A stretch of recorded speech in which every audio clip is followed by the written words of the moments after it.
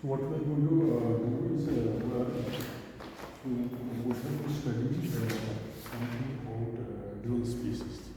So before we are going to study dual spaces, so if you just might have heard something about isomorphism.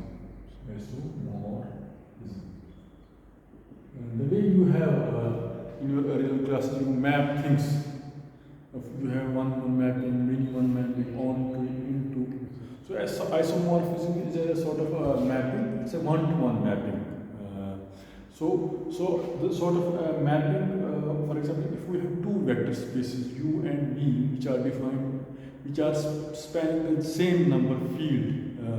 So there is a certain property that is known as a linearity property, such that if we define things like this way, x1 plus alpha 2 x2, these are different scalars.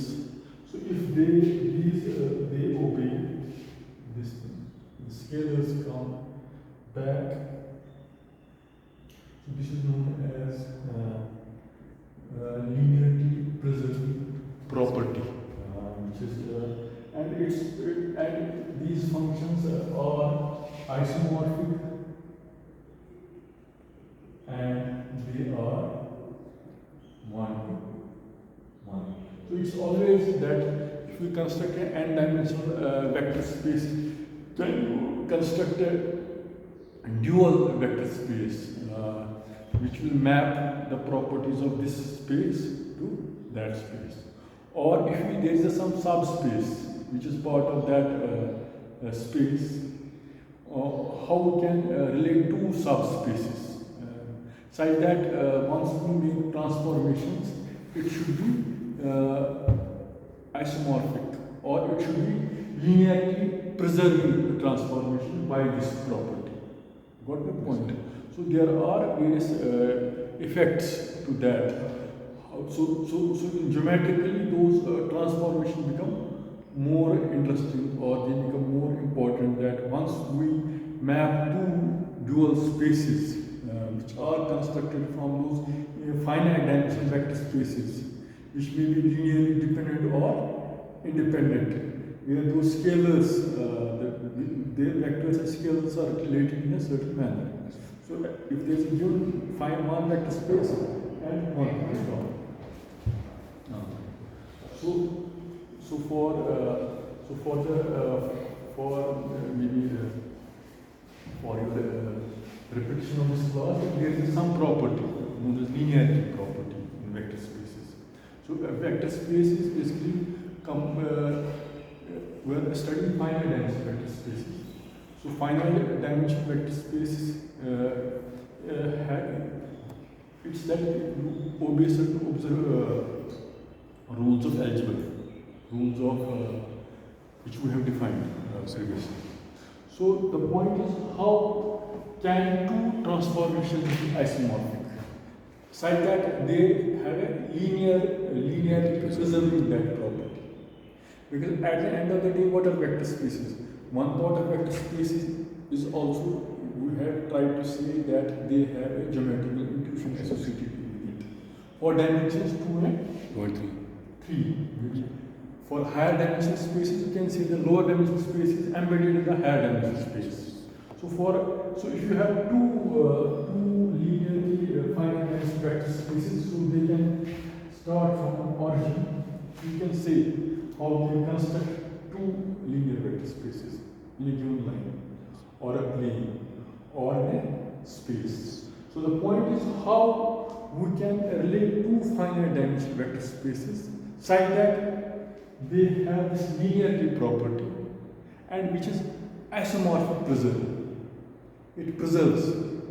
Got my point? You preserves in the sense the way we define maps. We have a one-to-one. So each element in that set, which is part of that finite dimension, how we constructed a finite dimension vector space, and that finite dimension vector space has maybe composed of linearly independent vectors or linearly dependent.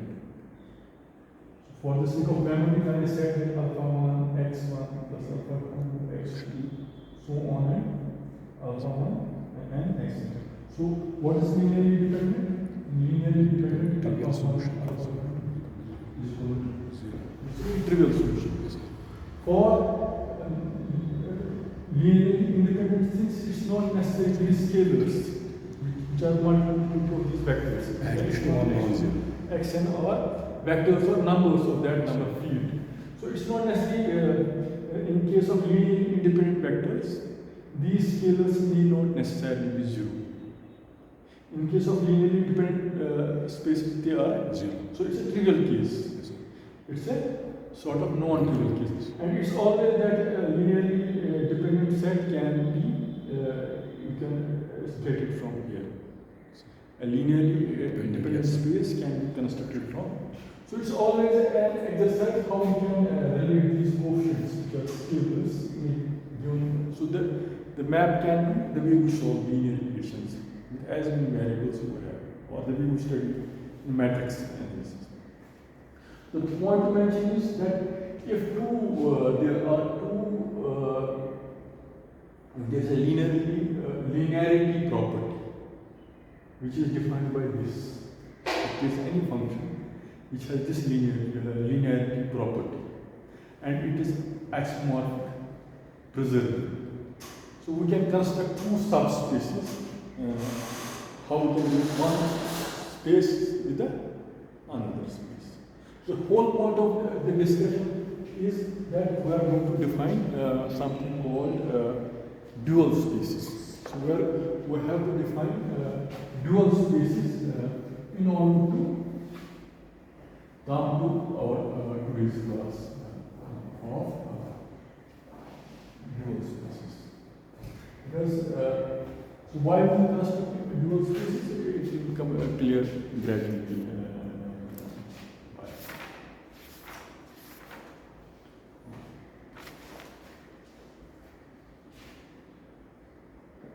Dual spaces.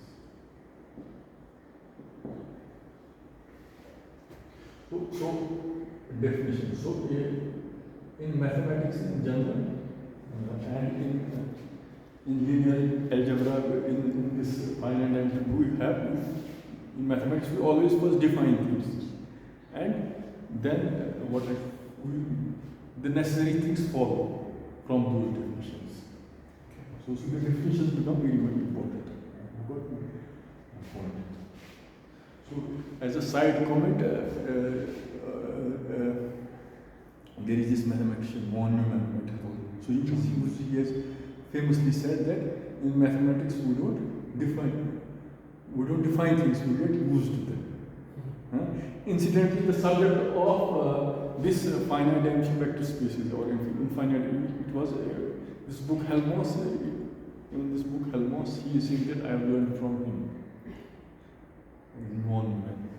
He has also written a very wonderful book on mathematical foundations of quantum mechanics. Yes. So his approach of so it was a side comment, the relation of these dimensional spaces and how we define things as a comment. So a linear function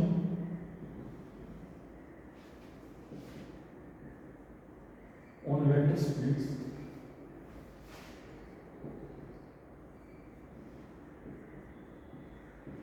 V scalar value function y defined for every x, y defined for every x with a property which I will define for you, the linearity property, such that, for example, there are two vectors x1 and x2 and two scalars alpha 1 and alpha 2. So these vectors means they are normally numbers. Scalars means numbers. You always say vectors have direction also if you want to associate geometrically to them. What the point is? So that's it. And scalars normally, you just the way we have those rules. We in the first class defined how we define the basic rules A, B, and C from which we constructed that finite dimensional vector space. So if we define this linearity property, so this would, so y of alpha 1 x1 plus alpha 2 x2 is equal to alpha 1 y x1 plus alpha 2 y x2. Now, so the examples of the linear functions come. If x is equal to zeta 1, zeta, and in a complex space, why? The book has used complex space is the general number field. You can use real space also, or you can use space of rational also. There is a statement that number line is very dense. What do you mean by that? Number line is very dense. There is a rational number between two real numbers. So number line is very dense between two numbers. You can have infinite numbers. So you cannot exhaust any infinitesimal. You can always have. So in those number lines, there will be rationals, there are irrationals, then there are reals, and you can have a complex field also, number fields. इसी पे वो बात भी थी ना, some infinities are bigger than other हाँ, infinities. that's basically how you can make. If you want to, so this is again comes what we're doing isomorphism. So preserving maps. This is a one-to-one mapping. So your question arises if there is a one particular number line, it's associated with. So if there are two infinities, so how we can map a segment of number line with the segment of number between 1 and 2 there are also infinities. Between 0 and 1 there, so how we can map a particular number, a one-to-one correspondence will always be there. So from this we can have this or various paradoxes. For example, if you read this book, the example. You see example 4, he says, discuss the following assertion. If two rational vector spaces have the same cardinal number, one is known as cardinality, another is known as ordinality. Cardinality means how much? 4, 5, and ordinality means where it is placed. One is the face value, another is the place value in a number line. So what he is saying, for example, if there is some one-to-one correspondence between them and they are isomorphic, that is, there is a linearity preserving one-to-one correspondence between them. Linearity preserving correspondence. So, and knowledge, so here and knowledge of basic factors of coordinate arithmetic is needed for an intelligent. So this book implores you to think about it. But it will basically lead to Cantor's theory of transfinite, infinitesimal, set theory, foundations of set theory. It's a big field in itself. So here we are more or less interested in the linearity preserving isomorphic property, which helps us to define a particular vector space, finite dimensional vector space, and its dual basis in a dual space. So we are restricted to define, address that question in that sense. So we'll just first enumerate the properties, how we define. So if it's like this, what are, for example, if x is equal to this, and y is equal to zeta 1, and let alpha 1, alpha 2, and alpha n are scalars, then y of x is equal to alpha zeta 1, so alpha 2 zeta 2, so on, alpha n zeta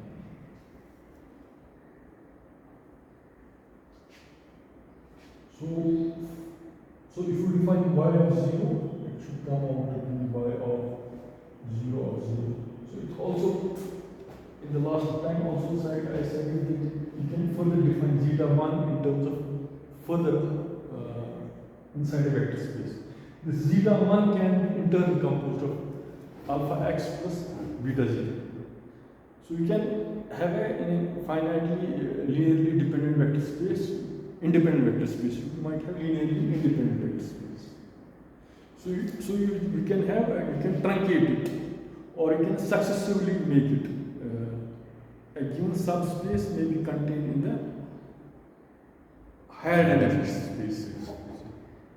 So that property you can extend it continuously from this 0 or by 0.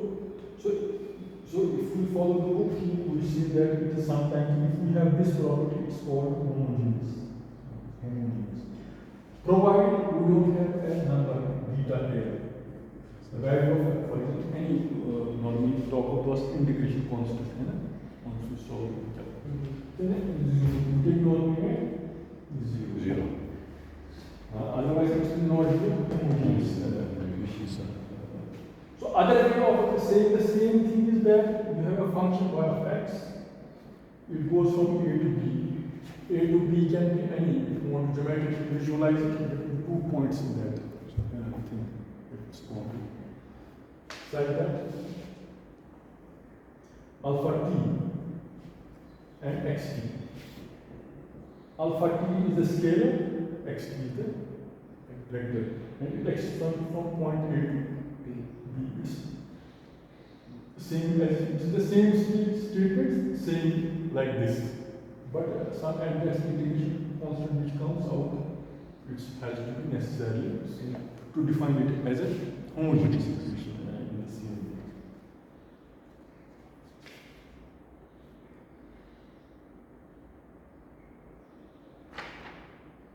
way. Now comes the point how we define a dual space. This was property A, this was B, and we define property C.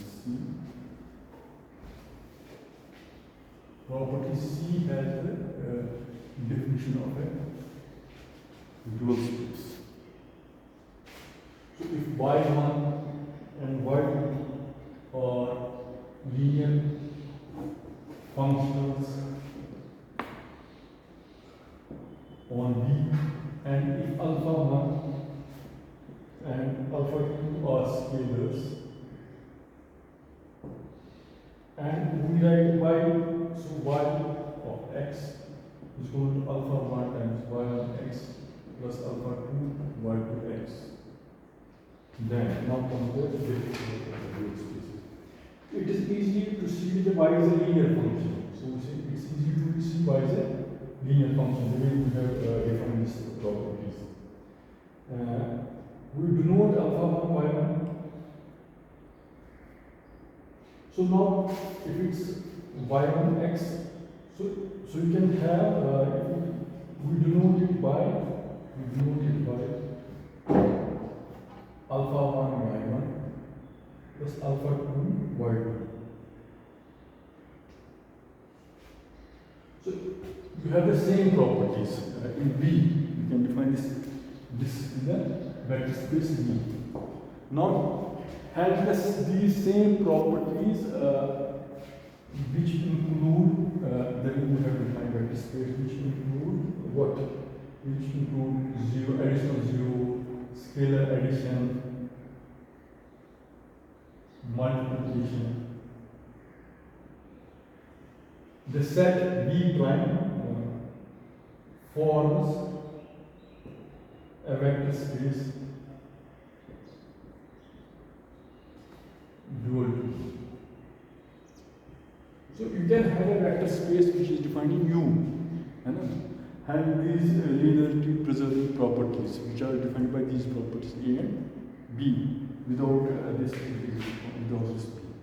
You can define another space B prime, and you can see that's a dual vector space. Got the point? So that's it. And another way of that's fine. So, and here, if you just follow the book, he has in this things. So he has made a slight digression. So we make it about. So the digression is like that. He has used how we can use this linearity, these spaces and dual spaces. There is alternate way of writing this linearity preserving property in terms of brackets. You might have studied in classical mechanics something called Poisson bracket. Formulas you might be studying. That's a formalism. bracket formalism. How we define commutators? Commutators is like this: x, y, x commutator, x, y minus y, x. Or this is also anti-commutator. This is x, y plus yx. So this symbol means like this symbol means this commutator. Sometimes we don't write this, we write this, we can understand this commutator. So this linearity preserving property, if we want to write it in terms of symbols, there is a particular property, so they will satisfy this property, alpha 2x2 into y. So you see, it also means the same thing in terms of bracket formalism. Now you just at your place try to see whether it comes out to you. Just first have between this and this, between this and this. It should come out to be x1y plus alpha 2 x2 y, or x times alpha y1 plus alpha 2 y2 is given to alpha 1 x y1 alpha 2 x2 y. So in U and V, they are known as linear bifunctions. What are they known as? These two properties are just like this linearity property. These are known as, in terms of bracket formalism, they are known as linear bifunctions. You at least you check them. They are same or not. The left hand side is same, equivalent to. So you have to simply multiply alpha 1 into x1 y minus y1 yx1 plus alpha 2 x2 y minus y2 x, and left hand side also. Just check out we are sigma as a satisfaction. So it was a sort of derivation that this linearity preserving property of finite, it can also be written in terms of bracket formalism. This is known as bilinear function property U and V prime. The way we define it. Now, the way we have dual spaces, we have dual bases also. So we have. So how can the way we can construct? How can one is you define a finite dimension vector space which has different. But the thing is, just like I said previously, what are the building blocks of this building? They are bricks. Brick is something minimum. Right? So anything in a real numbers field, complex number field, or any, so numbers are the basics building blocks. And how can construct from the finite dimension vector space, linearly independent properties of those vector space number fields? How we can construct that finite dimension space? And what are the bases, the basic base from which we can just regenerate the entire vector space? So even though we have bases in the origin sense, we should also have dual bases by this isomorphic preserving property. You can go from one space and you can go from another space. And you can go from this space, you can go to this space. And there is also some properties of geometry are also somehow preserved. So later it has some deep relations with geometry also. How two figures can be related. So there is something you might later read, homeomorphic, diffeomorphic, these are different words. Or isomorphic preserving properties of two geometrical figures. So that's it.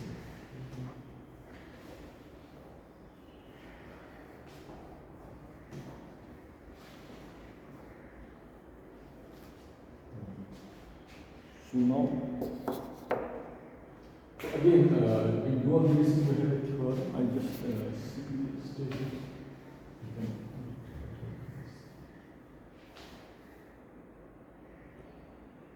Theorem says if V is n-dimensional vector space,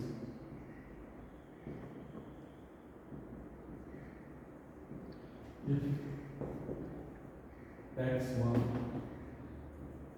is a basis in V, and if or any set of n scalars, there is only one linear function y b such that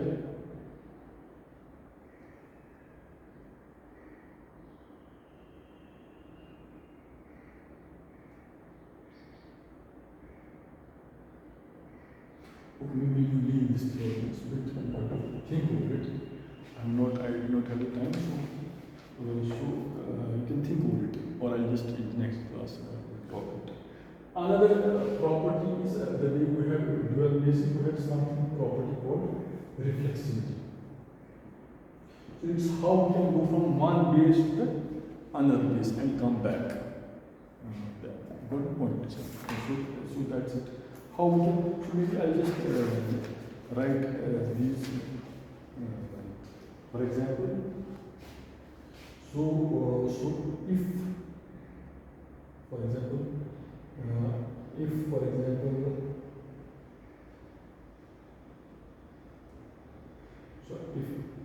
so this theorem, the statement of this theorem will make it clear.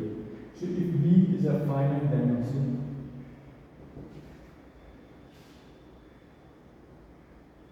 vector space, then corresponding to every linear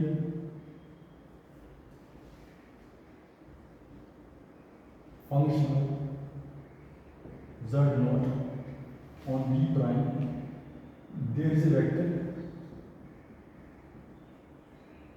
x naught in B such that the statement is norm. This is called the x naught, y is called the y naught x naught.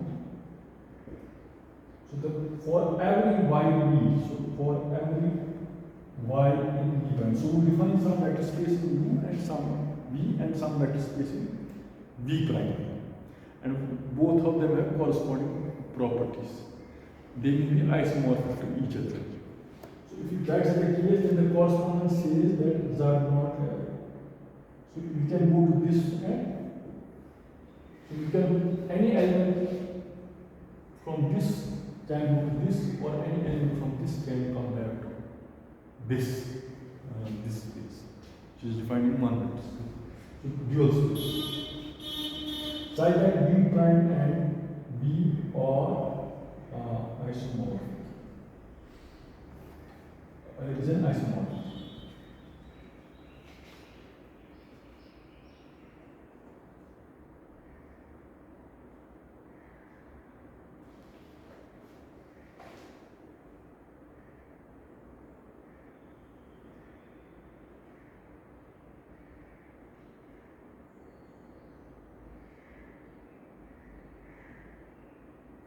And this property is called reflexivity. So I'm just going to do the next class, which is reflexivity is the process of how we can go from one vector space and its dual vector space by some operations. Because we already have defined that there is an isomorphic mapping between one vector space and its dual vector space.